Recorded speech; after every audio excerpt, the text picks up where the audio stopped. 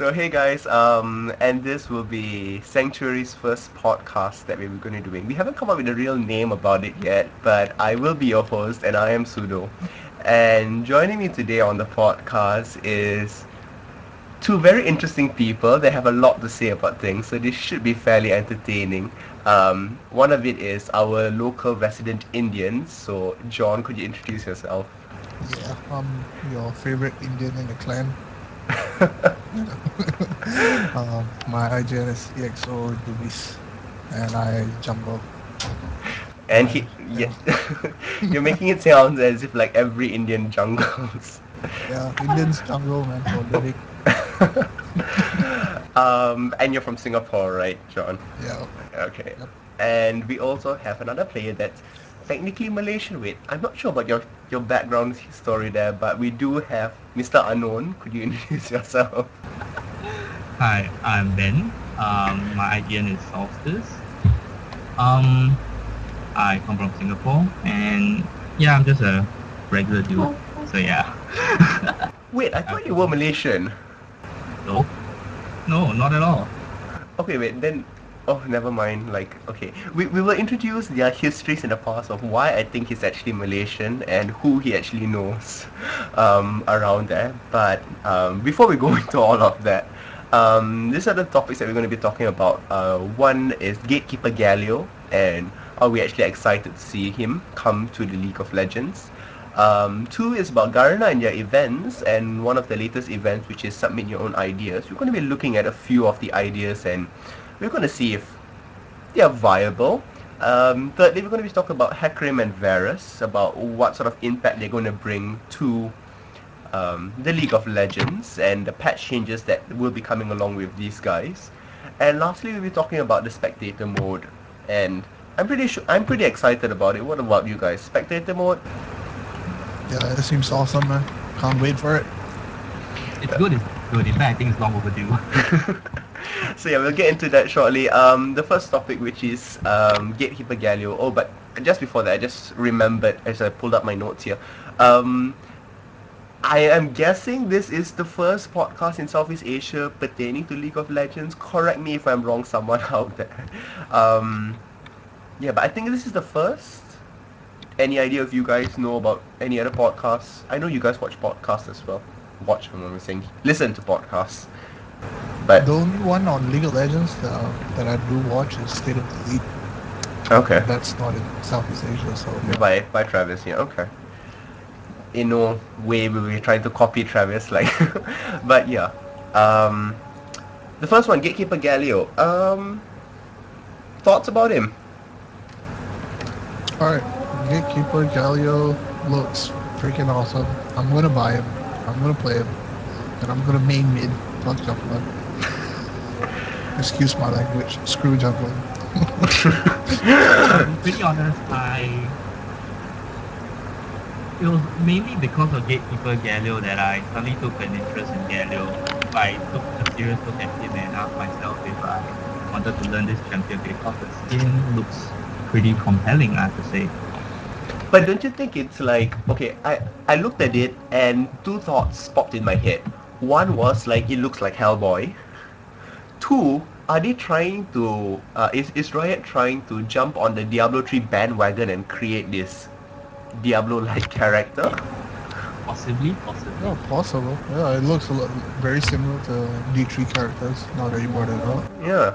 So I was like, okay, this is interesting. I'm guessing you guys saw the video about his skills. Greenish red fire. I thought that was pretty cool. Like pretty cool looking, like not bad. But And I like yeah, go ahead. they updated his audios as well. The sounds he makes when he does stuff. Yeah. Yeah, it's quite interesting. It actually fits his theme and this hellish gatekeeper. Okay, I don't know if you guys can actually hear my background noise, but there's a mouse going off. Can you guys actually hear that? Yeah, it's alright, man. So yeah. Okay, Ben can't hear it, but John can. Like, I'm gonna try to like escape from the noise, but yeah, I'm not sure how well that's gonna work. But Oh, okay, I heard it. so okay.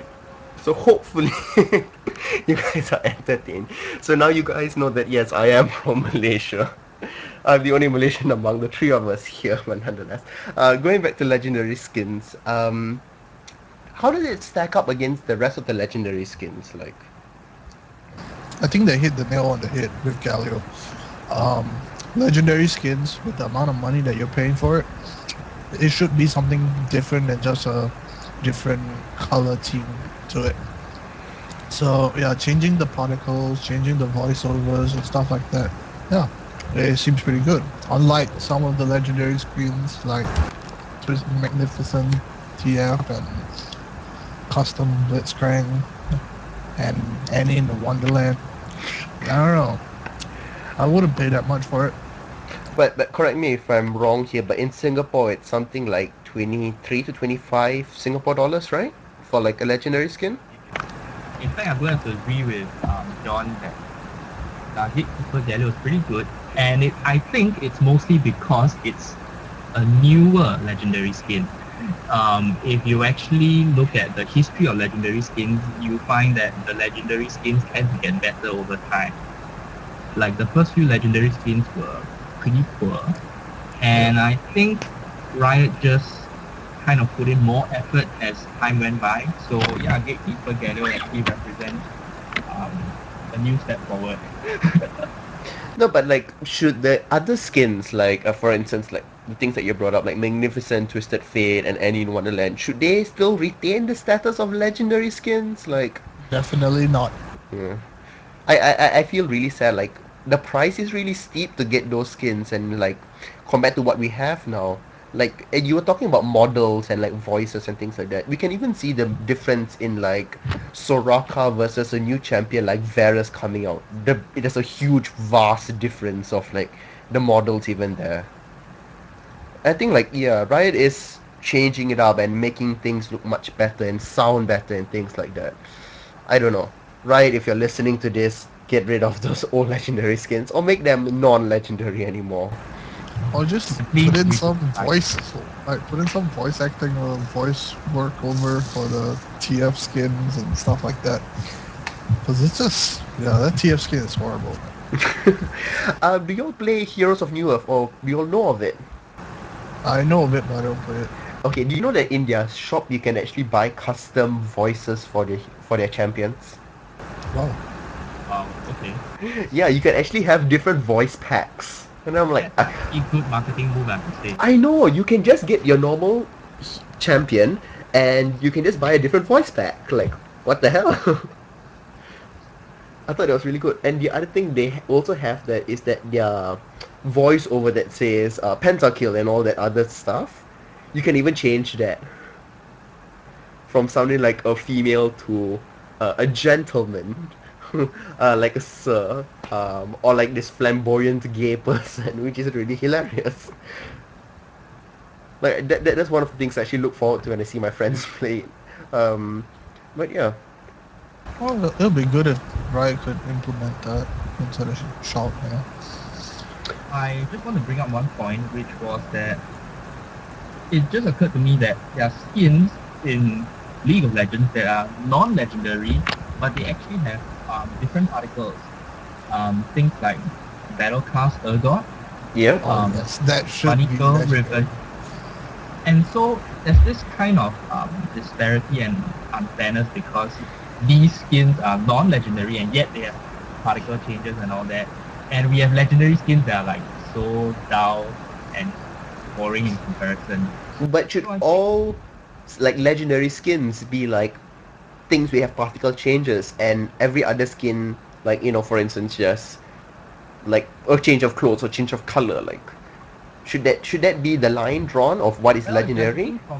if you're looking from a consumer's point of view, they're going to be thinking like, hey, I paid good money for this, and so I kind of expect it to be more and different. And I think particle changes and different voiceovers, all these are definitely part of what should be going into the skin to make the consumer feel that he has made a good purchase. Yeah. Yeah, after all, you are paying like 20 over Singapore dollars, and in Malaysia that's like close to 60, it's like 58 or so, like for Yes, a it is legendary skin. not Like cheap. I repeat, it is not cheap. I don't know how the kids afford it. Like, oh god, I see people legendary skin comes out and like everybody's using it in ranked and normal games. I'm like, wow, these people have lots of money. I know I don't. I don't know. Indian, what about you? Do you have that sort of money? Um, I don't know. Okay, for skins wise, long time ago when Riot first came out with all these skins concept and stuff like that, one of the champions that I could think of was Shen. When Shen first came out, it came with the bundle pack. It came with Frozen Shen and Yellow Jacket Shen. And those skins were the exact same as the classic Shen. It's just one is blue and another one is yellow. Yep, just a Nothing else recoloring. changes. Yeah, just a total recoloring.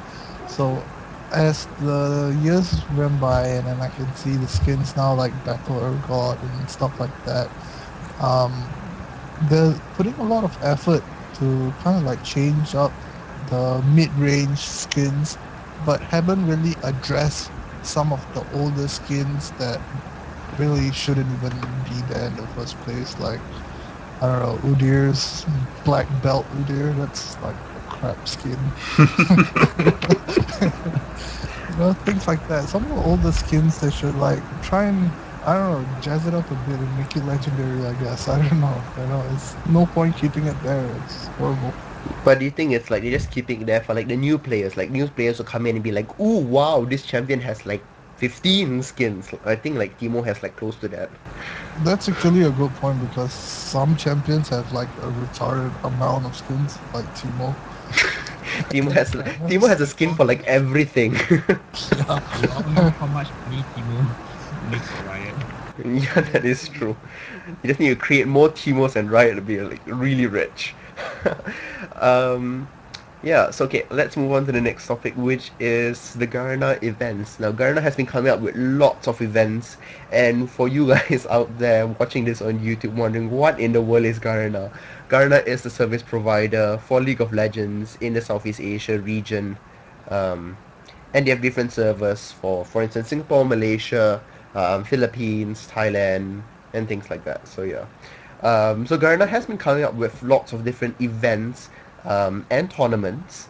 What do y'all think of this large surge of events? Like, All right. I guess I'll start first. These tournaments that are coming up, they're I don't know. It's just like kind of overboard. It's just like within a month or 2 months, there's like 3 or 4 tournaments coming up, and it seems that Garena is trying to actually get the competitive scene involved into the whole season 2 grand finals thing that's coming up. oh, you You mean the know, season 2 qualifiers, the one in LA? yeah, that one. Okay. So the way Riot did it was that it was already announced earlier on before they even started season 2. They kind of like threw it out there. They showed everyone what the expectations and how much the prize pool, the money and everything is, and all the professional teams out there. They actually like started swapping teams and took trainings more serious and scrims more, and because it was legitimately something to be played for. Whereas over here at the C server, it's like all of a sudden, it just kind of came up, and you don't really have any time to really prepare for it. So it kind of seemed like Garena was like lacking in that area, as in the publication for the tournament.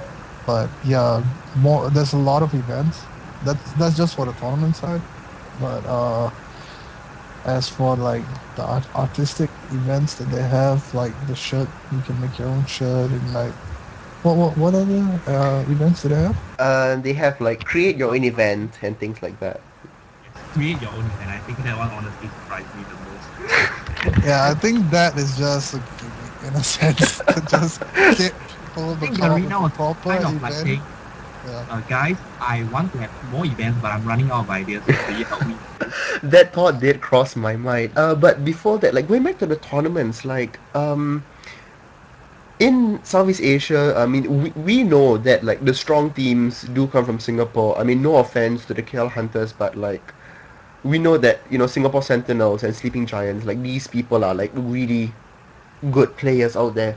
And with all these other tournaments coming in, I mean, these teams go in and they are 1 and 2. Like everybody else is just fighting for, like, consolation prizes or fifth and sixth place. Like, does it really like stimulate the community to have pro players or players who have grandeur dreams of like being a pro player for them to participate? Like,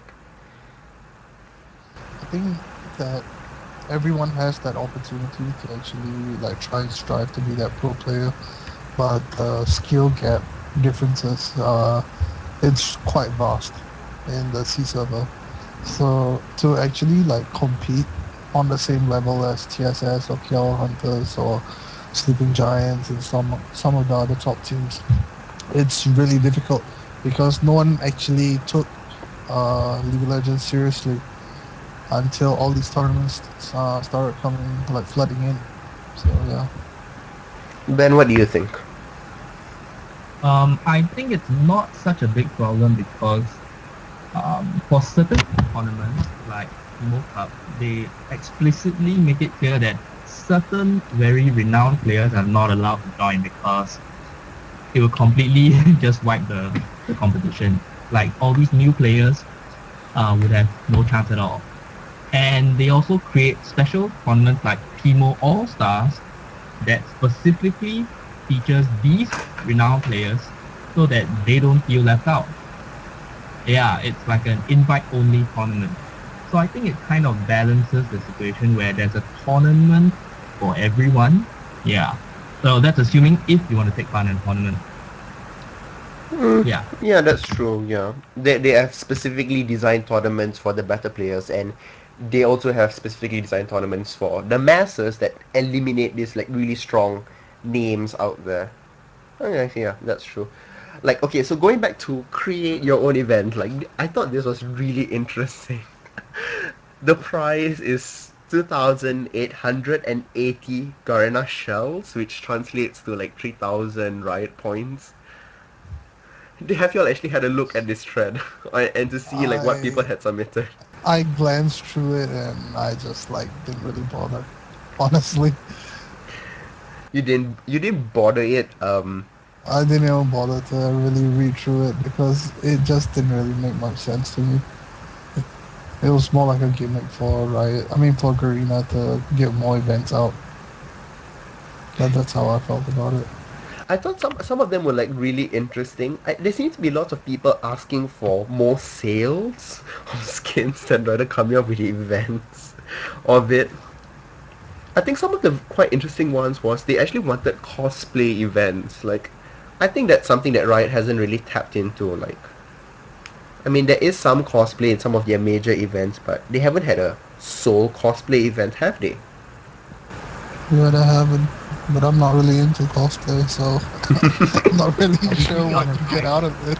So I what? scrolled through the first like 1-2 pages and I was really bored by all the suggestions and I don't think that I honestly don't I honestly have yet to see anyone come up with a better idea than what Garena is already doing. So yeah, I'm not too taken by this create your own event thing. Okay. Yeah. I mean, with regards to like the tournament, sorry, what am I saying? With regards to the create your own event, like I actually contemplated submitting my own entry in. Um, I guess I'll just run it by you guys since we are on the topic and we still have time to do with it. Okay, so my idea is a little complicated. So yeah. um, so Garena finds 30 players, 30 good players. Okay. And so we have like 6 for each of the 5 roles. And then we also find 30 below average players or average players with 6 of the 5 roles again. And then we get this 30 average players. We assign them into teams. So they don't know each other. They may know each other, but they're not choosing to form their own team. So it's kind of random in that way. They play through a tournament round. tournament bracket, sorry. Make it double elimination, so they have to run through a few series of games. At the end of the tournament, we let them know who are their coaches, and their coaches is the corresponding role from the good players. And so they have like 1 month to train with their coaches. And at the end of 1 month, we run them through the same bracket as the earlier tournament, and we see how well they've actually progressed. So it targets good players seeing how well they can actually teach the community again. So it's a competition among the good players. It's a competition among for the average players to see who they're best improved, as well as in general the tournament winners get some other prize. What do you all think? I think it sounds pretty decent. The only issue that I have is that will the top players be willing to actually like try to lead a team of players that are not in their skill level? Are they willing to invest that time? Will it be because they're already partaking in like all the tournaments that are coming up and practicing there? So would they actually have the time to set up something like that? Yeah, I guess that's why like the first thing I said was like if Garena can actually find these players. I Yeah. know I kind of took this idea from the clan I was in when I was playing StarCraft 2 competitively in Europe. This is one of the methods we actually use for like the up and coming players, so they could participate in a tournament if they have never had a chance before, and they actually got to improve themselves along the way. That gave birth to a new generation of like up and coming players. I don't know whether like the Southeast Asia has the resources really to do so. But yeah. Then what do you think? You've been awfully quiet. I when you were talking about your idea, it just came to my mind that it sounded really similar because I've seen this idea before implemented on YouTube in a YouTube series, and it was implemented on the game Battlefield 3, Yep. where you had this bunch of pro gamers and they had a bunch of average people. They were actually non-gamers, in fact, and you had the pro gamers sitting behind them and telling them what to do. And the only catch was that the pro players could not touch the controls in any way. All they could do was point, yell, and scream at. Okay, maybe not scream, but yeah. But they were screaming. I did watch that video. It was quite hilarious to watch. Yeah, they were screaming mostly out of excitement, frustration, or a mixture of both. I think that can be like done like we have the good players for instance in a mall we have a setup of like 10 PCs there, and they can guide new players to come in. Like that would be absolutely hilarious to watch. I think like that would be comic Now, value for me. the only thing that could be a drawback for this sort of event is that we have a very large pool of average players, but we don't have nearly enough pro players in the Southeast Asian server to keep making this a regular event. Because I'm quite sure you're going to see the same old faces when it comes to the pro players. I mean, it's true, yeah, we don't have like this large pool of pro players, but I mean, how else do people come pro unless, they play with higher skill levels or they learn this sort of things, yeah. Well, anyway, I digress with my own personal things. But if Garena is watching this and you like the idea, sure, go ahead and use it. You can ask me for more details. I'm a little bit too lazy to post on the create your own event. But maybe I'll cut out this video, I guess, and do it there. So yeah, on to the next thing, which is Hakrim and Varus.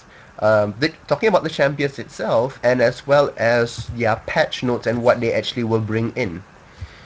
As for Hakrim, we have already seen him now in Southeast Asia. He just came here about a week ago, I'm guessing, right? He came last Friday, if I'm not mistaken. Yeah. Pretty recent. Pretty recent. Okay, so it hasn't been 1 week yet. I don't know. I have encountered Hakrim on my team and the opponent's team. Have you guys? Yep. Just had him in a game today.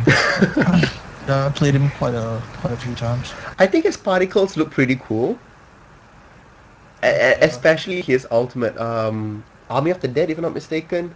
Onslaught of Shadows. Onslaught of Shadows, exactly. Yeah, I thought that was really cool. And the fear that goes off. But sadly, that's like the only thing cool about him. Yeah, sadly. I mean, I think of it that way. I mean, I'm a support and mid player. Like, I hardly ever use him. I've only used him once, and it was like on a friend's account, just to test him out to see if I'm actually going to get him. Um, but yeah, Hakrim. Do you think he'll be one of these favorites that like the pro teams will pick up, or like the community would actually like and like continuously play him, or will he be one of the champions that would die off like Sejuani and things like that? I think the idea is there when they actually tried to make the hero, but it just fell short of the expectations when it was implemented in game. Um, Mainly because he's lacking a lot of damage, and he can tank, but he's lacking damage, and he doesn't have much CCs. He has gap closers and stuff like that, but the idea of Hecarim is to build him as a brutalizer, to make use of his passive, to have that insane move speed, and then it increases your damage, and you go in and do a ton of damage while your base stats are still tanky enough to survive. But the problem is that his stats are still too low for some of the skills, and he doesn't do enough damage. So the only viable option is to actually build him tanky. Because if you build him just pure movement speed, there isn't enough items in the game to do that. And if you build him movement speed wise, you just will drop off tremendously. So you build him tanky. That's the only way right now. And once you go in for the proper jungler tanks, the whole idea is to initiate.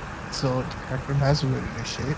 But most other junglers have some type of ability to protect their carries. Like for Malphite, you have a good initiate and you have the ground slam.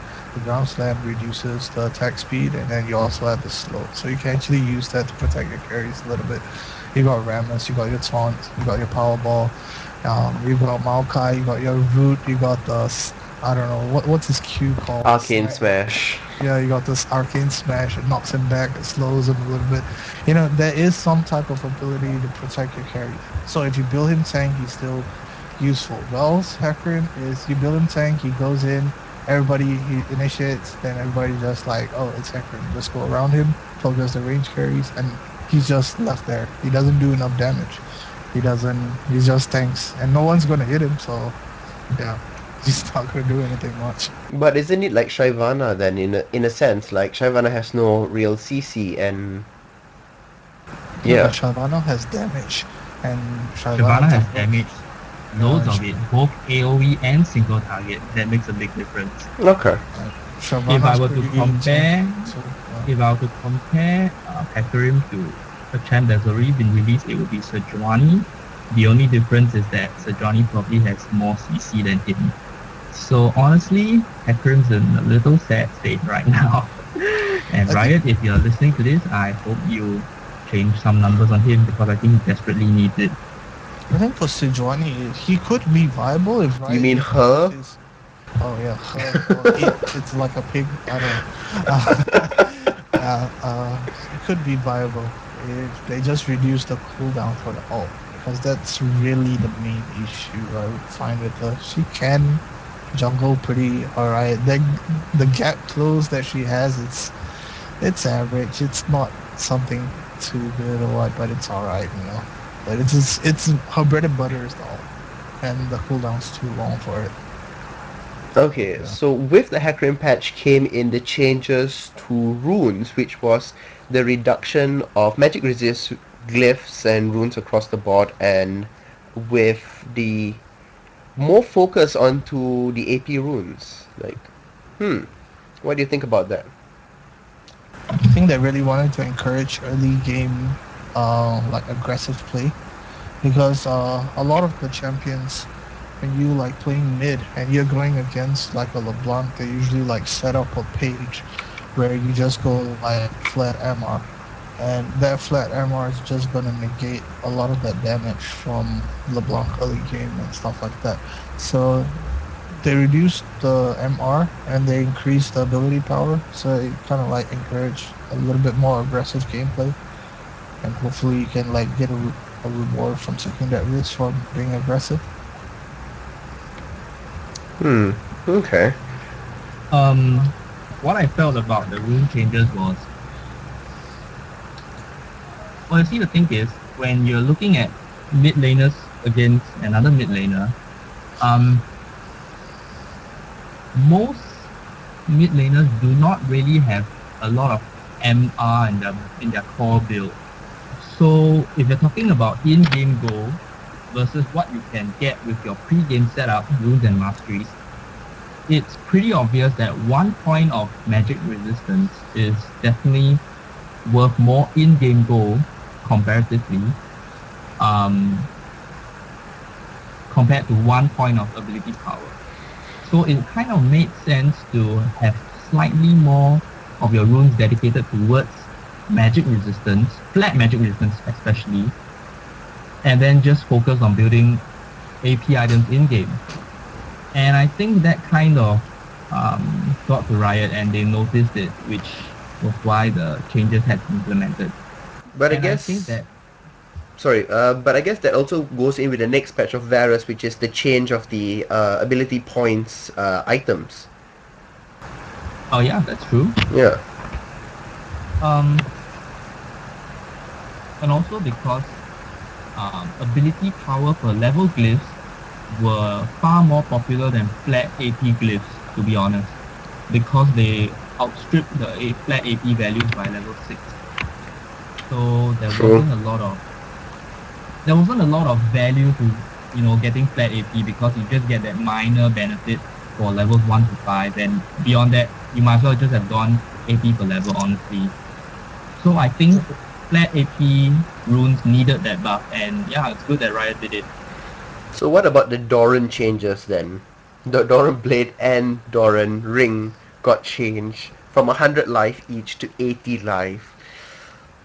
I don't know. I think this is extremely this was like very good change, because there's been a lot of Doran item stacking in the meta, and it's got to the point where AD carries would stack 2 to 3 Doran's blade, and AP carries would stack 2 to 3 Doran rings. And when you did the gold cost and you compared to whatever alternative items you could buy with the same amount of gold, it's obvious that Doran rings actually give you the most stat value for that same amount of gold. Actually, with that, in the link of the video, I actually put in a document where there is a calculation of the effectiveness, cost effectiveness, as well as effectiveness of the item in-game that you guys can actually check out there, and it's actually updated with every patch in there.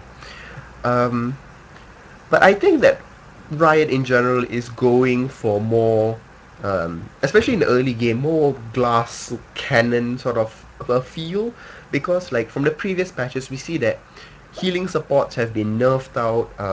They don't want the healing effect there and things like that. They've also have been buffing up the AP heroes and things like that. They want people to have this, I don't know, I think really strong. they're just trying to reward smart aggression in lane. Yep. Because League of Legends has been criticized as a game with a very passive laning phase. Yeah. Okay. Yeah, I'll take that. I think also one thing that Riot wants to do is to always implement League of Legends to be like I don't know how to put it. It's not going to be stagnant in a sense where there's not always going to be the same type of gameplay. Where hence we call it the meta gameplay. So once when the meta gameplay is involved, everyone sticks to it. So it's always the tanky DPS. You get like tanky frontline gameplay where you have like a tanky mid, you got a tanky top, you got a tanky jungler and stuff like that. So they don't want the same type of gameplay and not much of variations to be implemented in there. They want to change it up. So I guess they're slowly starting to nerf the MR cost, bring down the health in some of the items and stuff like that. And hopefully in a few more patches there might be something different that will, like you keep things more exciting in the game. Okay, so let's talk about Varus now. Have you guys seen the abilities of Varus and the scaling that's on him? Yeah, I'm looking at it. Looks pretty good. Yeah. I think it's insane that like minimum damage scales at 1 per attack damage and at maximum is 1.6 for his first skill called Piercing Arrow. And like his ultimate scales 1 point per ability power. I think it's like ridiculous. But if you look at the minimum damage itself, it's only like 143 at level 4, you know. So that's not really a lot. And even if you have like a +1 ratio to that skill, it's like gonna be an extra what, I don't know, 100. So you'll do like maybe 260 damage or so. At a minimum level and like at a maximum you would get, let's see, let me calculate this fast in my head. Uh, Keep in mind that this is a skill shot here, so we have on the maximum side 200 plus 1.6, so you'll get about almost close to 500. Yeah, that's a lot, man. It is a lot. With the 8-second cooldown, yeah, that's quite a bit. And I also think that his passive is ridiculous. Let me just read it out here. On a champion kill or assist, Varus gets 40% attack speed for 6 seconds. And on a minion kill, Varus gains 20% attack speed for 3 seconds. I think that's ridiculous. Given Is, that in the late game you're going to probably be one-shotting or two-shotting minions, most likely, Yeah. it's very likely that Varus can maintain this permanent buff forever, as long as he sneaks away. I mean, like, okay, put it I'm this way. wondering whether his arrow could apply on hit effect damage. Because if he can, Oh my god, that'll be insane. If he has red buff, it's bad, really, really bad. Can you imagine if he just like stacks Tiamat like Fiora or something like that, and you have like 380, and you shoot your Q and it hits everyone for like, I don't know how much damage. I mean, okay, you talked about like Tiamat that splashes. Like, what if you build I don't know, Frozen Mallet on him with his insane attack speed? He'll be like perma slow with a red buff on him as well. It's like, wow. It's like Ash with a frost shot. Exactly. Like, But he probably has much better damage than Ash. with the scaling that we see here, and even his ultimate chain of corruption. Like, I think people will start building him as a hybrid and not as a pure AD. I'm just gonna here. come up here and say it right now that this guy is probably going to be the superior version of Ash. Yeah, honestly. Poor Ash. We shall see. I mean, he does have the difficulty rating is pretty high on him. I'm not sure about whether he will be really that difficult to use or not. But we shall see. He's coming out soon.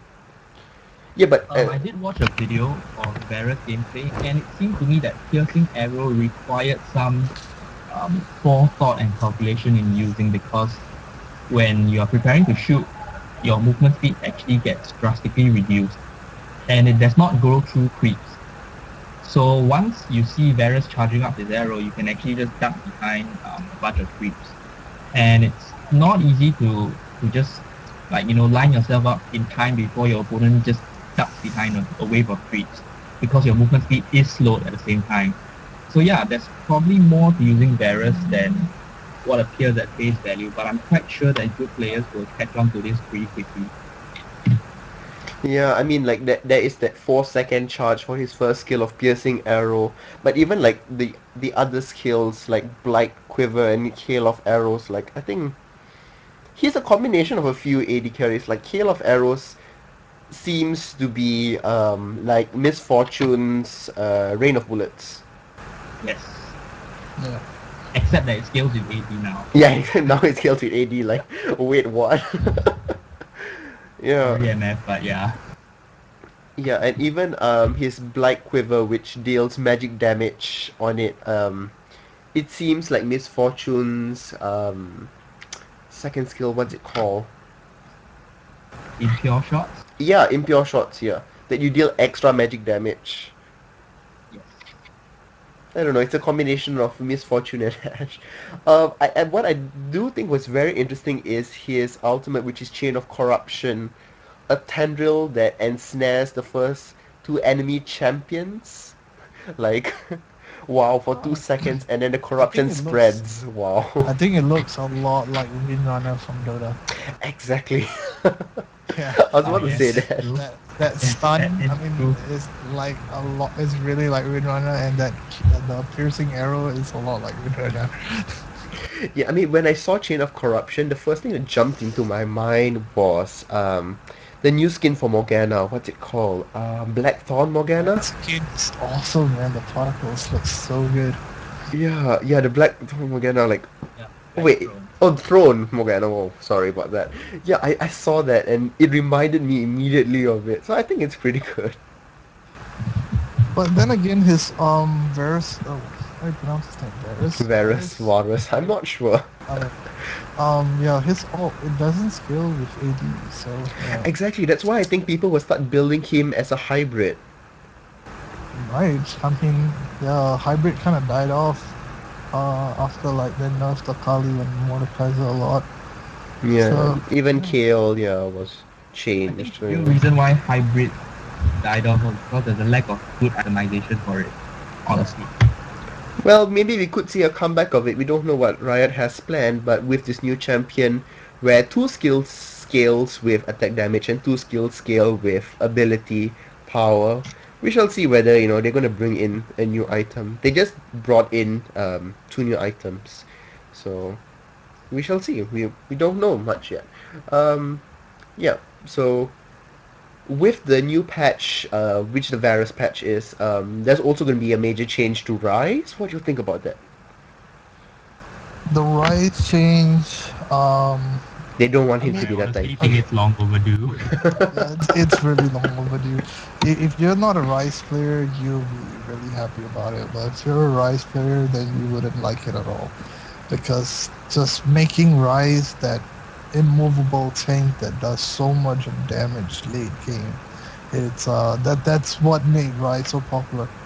But they're changing that up, so I don't know. They want him to scale now with AP. I mean, like that's what they're looking at, and not really so much on his huge But mana builds. that's how it was before. Before they made the change where it scaled off his mana pool, it used to scale with AP. So you would go there and you would max spell flux, and you would use that as your opener, and you would burst someone down, make that glass cannon rise. And it was fun for a while, but a lot of people didn't really like it, and people stopped playing Rise. Then they changed him, and now it seems like they're trying to change him back or put him midway, halfway here, halfway there. I don't know. I'm not sure. I need to actually like see him in game itself to like have a feel of him, because I do like using Rise, and I kind of like that. As we are gaining more and more mana, like the items kind of make him tanky, in that sort of way. But with the change of it, I guess, I mean, they're targeting this for more of the pro players, that they choose Rise and they dominate the lane, and there's nothing Get you wrecked could do face. about it. Yeah. Because it's ridiculous, where you could make a defensive item and it will give you attack Power. damage. Yeah. Yeah, it'll give you more damage. It's really, yeah, it doesn't make sense. Maybe they should make more heroes that way and make it more interesting, instead of reducing the only hero that can do that. That'd be quite interesting. Like you take Banshee, you put that in Rise's build and he does so much damage, and he has the MR, he has the health, he can counter his mid lane. Oh, a bit. It's On yeah. on on that thought, like, what do you think about Galio then? Like, he naturally becomes more tanky the more powerful he becomes. Like, the more magic resist he keeps stacking on him, like, the more powerful he becomes. But with Galio, there's two ways to look at it. If you want to do the most damage, you want to go with a mixture of MR and AP. But if you're like looking at like pure tankiness and stuff like that, then you don't really want a lot of AP. So it's still, you can still choose which way you want to play him. I guess also, on that sense, it's also different in Galio, where you're only building magic resist and not really armor. And whereas when Yes. you build Rise, you have I Frozen was going Heart to as point that out. armor. That Yeah. health, when you get health items on Rise, it like stops. It's a counter to both. Well, not really a counter, but effective against both AD and AP. Whereas for Galio, if you have like triple AD on the enemy team, you're not that effective. Yeah, that's They true. just get Remus and Malphite. You know, they skill Yeah. with armor. Then we have two specific people. Like, okay. Yeah.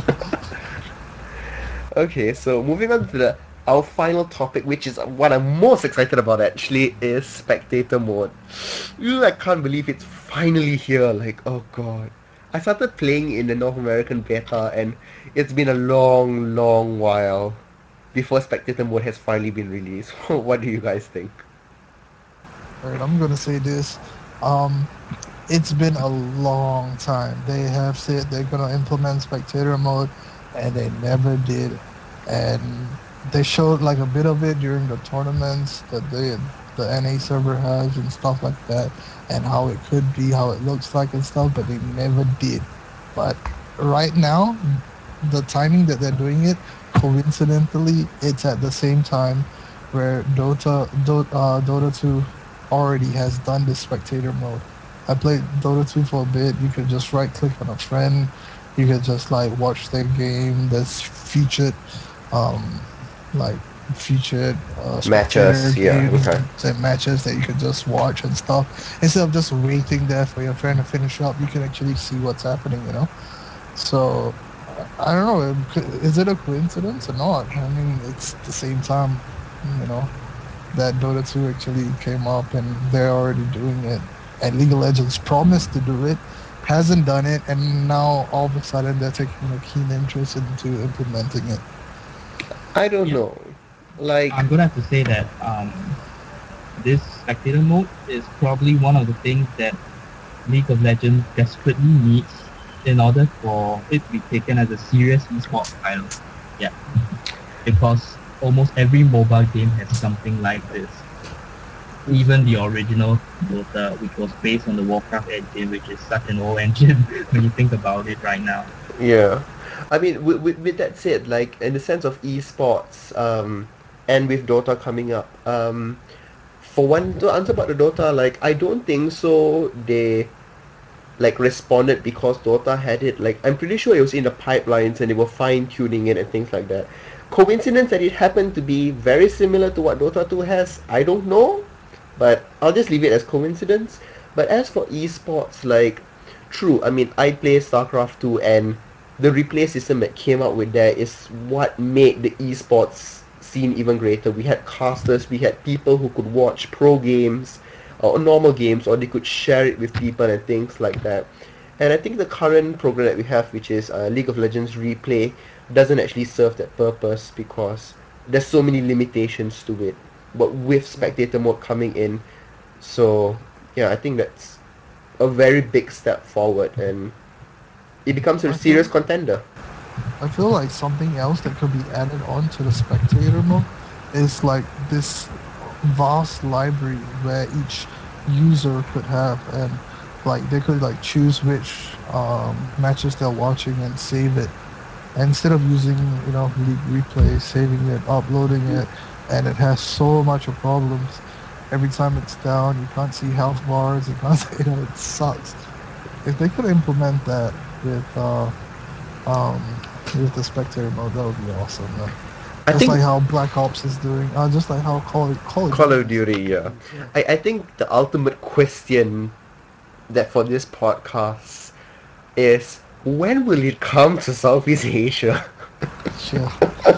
So many things that are implemented on the NA server are not implemented in the Southeast Okay, well, Asia put server. it this way. Even like the new patches and the new heroes, they take at least a week from North America to come out here. Sometimes longer. Sometimes Yeah, longer. But longer. generally about a week's slide. Like, will this come out like 1 week after North America? If so, okay, I'm fine to wait for one I week. doubt it. I But doubt it. ugh, wow, the extra strain on the servers here. I'm gonna call it right now. I'm gonna say it's gonna be like a month after NA server is out, because I guarantee you, as soon as it's out in the NA server, there's gonna be tons of bugs. And Yes, tons of bugs. True, yeah. before everything like comes over to the C server, they want to minimize all the bugs issues. So you're looking at hot fixes after hot fixes after hot fixes. and it's gonna take a while before they can actually integrate it into the C server. But would you want it like a bugged version, but you have it, or would you just want this like really polished version in the end? Mm, I don't know. I guess for me, I would prefer a polished version. I wouldn't want to deal with bugs, especially if it's gonna affect my gameplay. Okay. I suppose I could live with a bug version. That will depend on how bad the bugs are. Just minor bugs like minor graphic issues, or really those huge bugs that completely break gameplay. Then yeah, I'll not want that. I mean, nobody ever would want that, but yeah, okay. Uh, I mean, like on my side, like I would actually want it, like I mean, to have that capability because like I do want to cast games and having it on a normal League of Legends replay is not really conducive at all. I actually need to watch a whole game first to record what's happening at which minute so that I can zoom over there to see what's happening and then record myself doing it. But with this, being able to zoom in with the most action happening, I thought that was a really good feature to have. Just like what Dota 2 has as well. So yeah. So yeah, that basically wraps up all the topics we have for this week. This will be a weekly podcast, hopefully. Unless like the community hates us, then we may decide to change it up a bit. But if not, most likely this will be a weekly thing.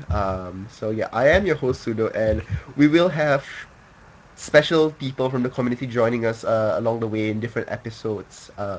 Do let us know in the comments of what you would like to see in future episodes, or who would you like to hear on future episodes, as well as like topics to discuss. And if you have any questions, comments, or suggestions, just leave it um, below in the comments on YouTube here.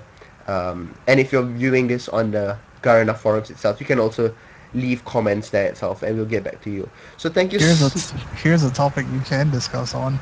Why is ranked teams not implemented in C server? Ta-da! Ta-da! So we have something to talk about next week, something to look forward to.